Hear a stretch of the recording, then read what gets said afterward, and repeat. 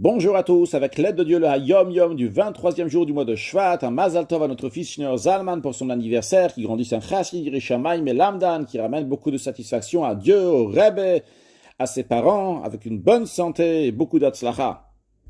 Dans le Hayom Yom, tout d'abord le Rabbi nous dit qu'il faut étudier le Chumash du jour, le Télim du jour, le Tanya du jour. Puis le Rabbi nous ramène une anecdote qui s'est passée avec le premier Rabbi de Chabad, Rabbi Shneur Zalman, l'Adbour Azaken, une fois lorsqu'il sortait de sa chambre. Il a rencontré sa femme, la rabbinite Sterna, qui disait à d'autres femmes, Meiner sagt, que le mien, il dit. C'est-à-dire que son mari, le Admour Azaken, dit.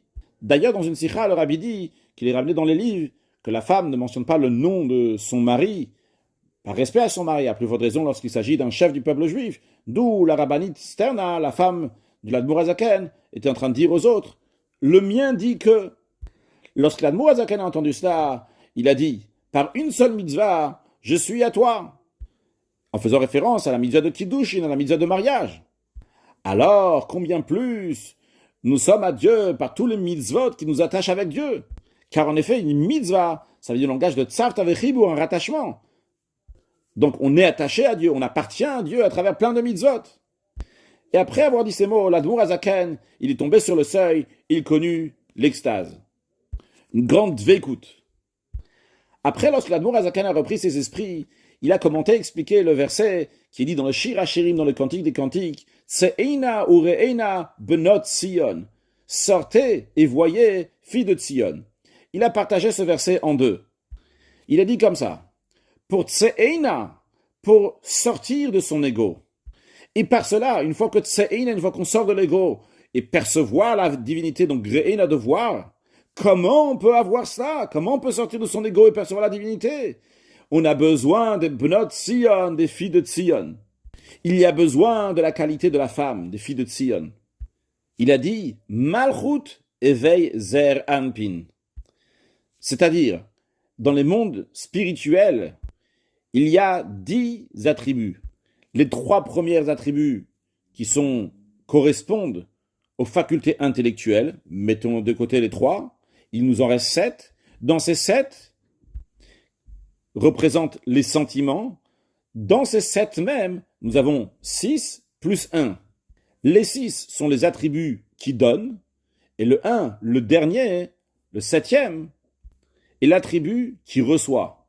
Les attributs qui donnent s'appellent Za, les initiales de Ze'er Anpin, qui fait référence Chesed, Gvura, Tiferet, Netzach, Hod, Yesod, des attributs qui sont donneurs. En revanche, le dernier des attributs, Malchut, la royauté, la noblesse, représente celui qui reçoit. En effet, Malchut, le dernier des attributs, et Zer Anpin, les attributs qui donnent, qui sont au-dessus de Malchut, sont comparés au soleil et à la lune. Zer Anpin, le soleil qui donne de la lumière, Malchut qui n'a pas sa propre lumière, mais qui reçoit des attributs qui sont au-dessus, comme la lune qui n'a pas sa propre lumière, qui reçoit de ceux qui sont au-dessus.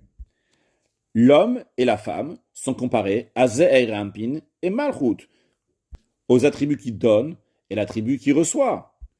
L'homme donne, la femme reçoit. Qu'est-ce qui a l'air plus haut? Celui qui donne, Ze'er Anpin. Il est au-delà de Malchut, qui reçoit. Mais, en vérité, dans le fond, Malchut a une force d'éveiller Ze'er Anpin. Et c'est justement cette idée que l'Admour Azaken partage ici.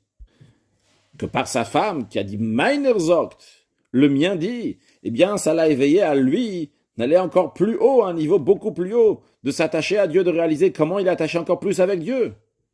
Et d'où l'explication du verset, Tse'eina ure'eina, pour sortir de son ego et ressentir, percevoir, voir la divinité. Il y a besoin de Malchut.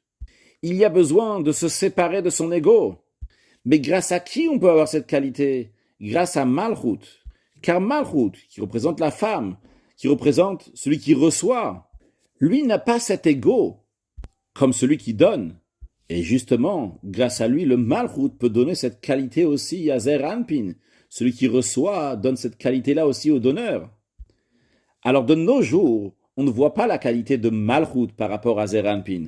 On ne voit pas la qualité de celui qui reçoit par rapport à celui qui donne. Mais dans le monde futur, on va voir la qualité de celui qui reçoit par rapport à celui qui donne.